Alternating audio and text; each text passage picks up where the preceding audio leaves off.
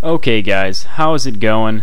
I know it has been quite a little while since I have shared my lovely voice with you, and I am sorry. I was hoping to get this commentary out and up on my channel before I had to leave for the weekend, but hopefully I'll be able to get it up to you by either today or tomorrow, which today is Monday.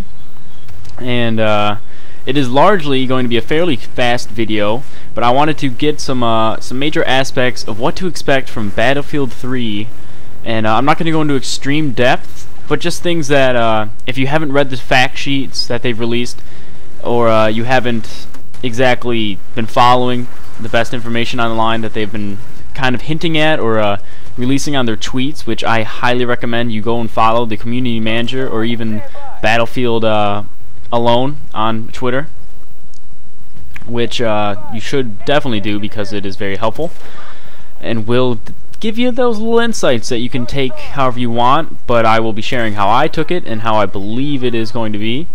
So just to jump right into it, first off, I actually have to give a little, not really a disclaimer, but just an obvious thing that some people seem to ignore, which is the fact sheets do not contain everything. Alright, people are complaining about the lack of weapons or certain ideas that weapons are not in there and stuff, but you must think immediately as, okay, they confirmed that both M16A4, this is a good example, believe me, the M16A4 and A3 are both going to be in the game, yet on the weapon sheet they only show one of them, or the latest weapon sheet that I've seen, they've only shown one of them.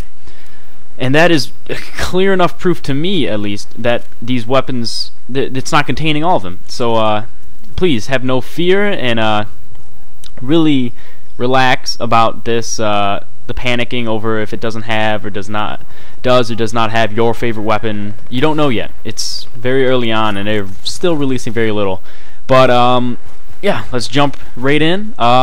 As a sniping match I'm showing you, that's actually kind of a good topic. These sniper rifles have been hinted, or at least in this current build that they've been discussing, that there won't be a single shot sniper rifle anywhere else until the headshot, aka you better be aiming for the head or you won't be able to get a kill, because the weapons are going to be a two-shot body shot or a quick draw of your pistol to take them out. There's not going to be a no scoping of the chest point blank. Well, possibly they might make that to make it a little more realistic, but there won't be any body shots with an M95 to kill a man anymore, even though it is a very powerful weapon. That is not what they're going with, or at least what they've said.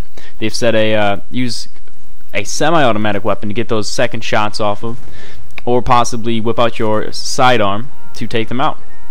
So that I'm a little bit iffy on, but I still believe that it'll be all in all a good thing. It'll kind of reduce, again, they're trying to reduce the amount of camping Wookiees, which you can't blame them. And secondly, if you on the specs you can have, I don't know if it's going to be all on the like spec 1 or spec 2, but there seems to be a let's say you choose the marksman to improve your accuracy. God damn it, cuckoo clock every time, okay, but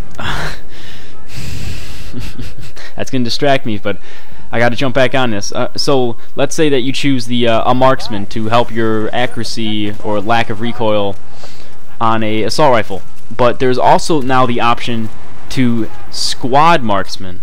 This is just an example. There's many examples of this, but that means that for your entire squad, that when you choose that specification, well, as of right now, that is how I'm defining it, you would have the entire squad get that same spec. I don't know if it's only for your squad leader, which would be kind of interesting to see, but that is a fact that if, let's say, you want to be that really good, I don't know if it also benefits you alone, because if it does, then I would see no reason to just having marksman on yourself.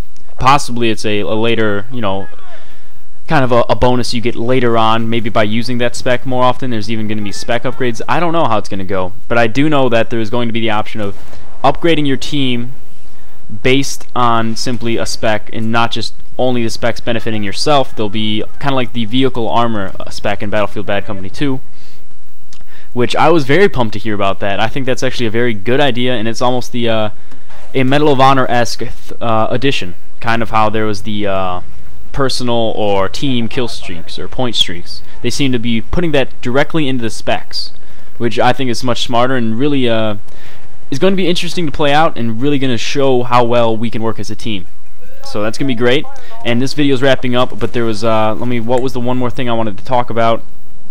It was bullet drop. There has been confirmed that bullet drop is back for sniper rifles to again try and reduce that amount of the easiness and ease of use of a sniper rifle.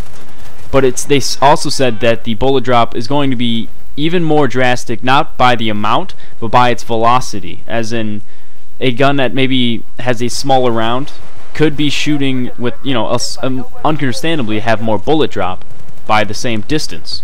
So it's something that they kind of showed a little bit in Bad Company 2 that wasn't extremely in depth, but it's going to be much more prominent and a larger factor into what weapons you use and how well you do with them. And each gun is going to be really, really unique, it seems. Even with recoil, is going to be drastic in each weapon. Drastically different. And this video is wrapping up very quickly, guys. I'm going to have to say goodbye fast, but hopefully you liked it, and peace out.